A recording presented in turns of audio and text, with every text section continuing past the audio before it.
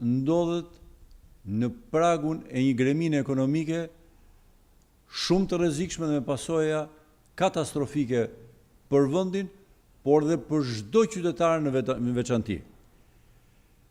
Jam këtu përpara jush që të demonstroj e tregoj qartë me faktet pa kundërshtueshme të vërtetat, në mënyrë që asnjë shqiptar mos ketë dyshim më se kush është gënjeshtari më i madh në këtë vend, mashtruesi profesionist, kryeministri Edi Rama. Shifrat janë këto. Ekonomia shqiptare në tremëjorin e dytë ka një rënje prej 10.2%. Rënje e paparë në 20 vitet e fundit. 70% e bizneseve të vogla e të mesme, pra do të thotë mira biznese të vogla e të mesme, rezultojnë me humbje.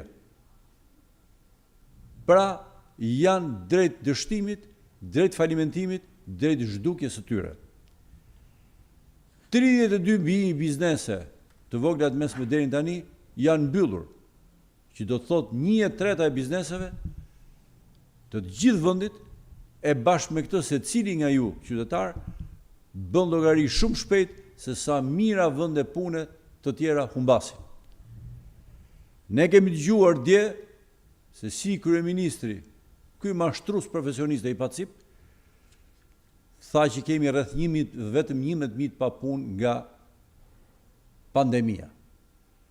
Kur ne di me shifrat zyrtare të tatimeve të tyre që vetëm brenda muajit të parë të izolimit të mbylljes, pra në fund majit ishin 66.000 vende pune. E në vijimësi situata u rëndua, e mira bizneset tjera u mbyllën, pra të papunët, reale, ata që vuajnë, atyre që u mungon buka në tavolinë, e që s'kan mundësi, si që keni parë çojnë dot fëmijët edhe në shkollat e tyre, janë me mira. Dhe nuk ka zot nëne që këto të vërteta t'i shuaj, apo tentoj t'i deformoj me propagandë, si që bën kryeministri. Fondi Monetar Ndërkombëtar, vlerësues i paanshëm, i pranuar botërisht dhe që ndjek Shqipërinë prej dekadash. Nga parashikimi që rënja ekonomike do të ishte 5%, parashikon një rënje ekonomike në 7.5% në totalin e vetë. Sepse të gjithë paketat, mënyrat e ndërhyrjes, shpenzimi paras publike që bëri qeveria, që kundër qytetarëve për pandemin, e në vendin ndihmoni të ata të rimëkëmbeshin, apo të rimerrnin disi veten, apo të ruheshin nga falimentimi dhe nga zgjësimi tyre, bëri të kundërtën.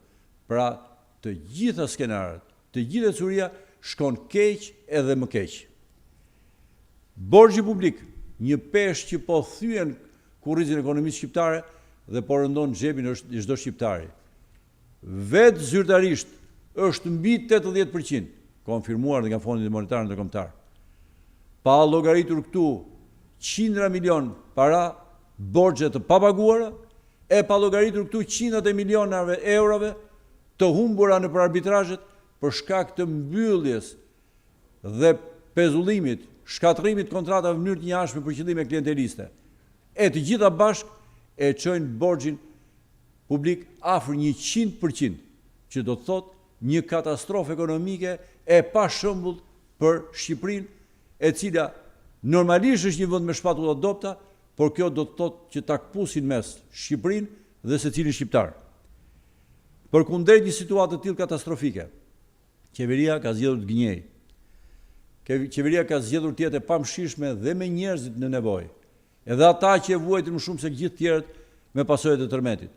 Kundrejt mashkëllimeve të në një shtëpi të vetmuar, janë me qindra dëshmi tronditse, ku qytetarë të ndryshëm, aktiv, të moshuar e tjerë, janë sot e kësaj dite në çadra. E përkundrejt tyre mashtruesve, ndërtuesve të rishkatrimit, sepse ky nuk është rindërtim, ky është rishkatrim.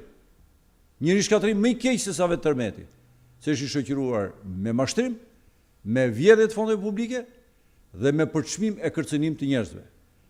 E në vend gjeni para për këto, dhe parat janë, ku shkojnë parat e shqiptarëve?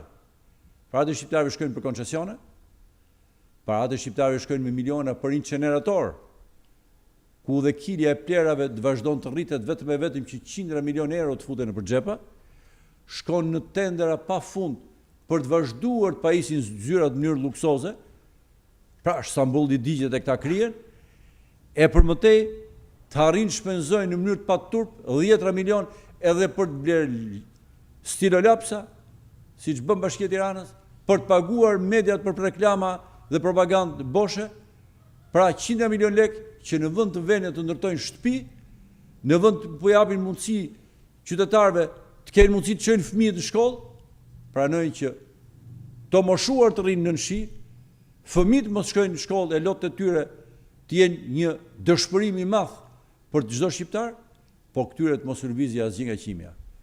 Oligarkët, koncesionarët të trash, të lumtur, të shnetshëm dhe qytetari gjithmonë e më shumë në mjerim. Këto shifra tronditëse që janë fakte publike, nuk janë fjalë apo numra për diskutim, pas janë fjalë dhe të gjitha këto shifra janë të vetë ashtu dhe të shtëmruara, po janë të tyre, po prap, janë një dëshmi për çdo shqiptar që jemi para katastrofës. Detyra jonë është t'i denoncojmë pa u lodhur dhe të bindim çdo shqiptar që këto janë të vërtetat dhe përballë ka një gënjeshtar, që të mos kenë asnjë hezitim që në 25 prill të shpëtojnë një herë mirë, jo vetëm nga mjerimi, po edhe nga gjithë pushtetarët që mashtrojnë, që gënjejnë, që e përqeshin fatkeqësinë, e marrin nëpër këmbë atë, e përbuzin fatkeqësinë dhe nuk kanë asnjë respekt për njeriu në zakonshëm të varfrin, po e kanë vetëm një objekt, mjedje dhe shtënimin e tij në një mizere kolektive, për t'i sunduar më të qetë, sepse mendojnë që të varfrit do ishin ata më të nështruarit. Ndaj revolta, pa kthim, ndaj këtyre grabitqarëve dhe mashtruesve, duhet jetë nëpërmjet votës popullore, pasi këto shifra të nderuar qytetar janë shifrat e një katastrofe që Shqipëria nuk e kishte parë kurrë ndonjëherë dhe po ju lajmëroj publikisht, është një katastrofë që për shkak të këtyre mashtruesve dhe të pacipëve vetëm se thellohet dhe nuk bën asnjë hap pas. Mjaftojnë apelet e Fondit Monetar Ndërkombëtar, të gjithë institucionet ndërkombëtare, të gjithë apelet që po bën opozita për të kuptuar qartë të vërtetën nga mashtrimi. Ju faleminderit gjithëve.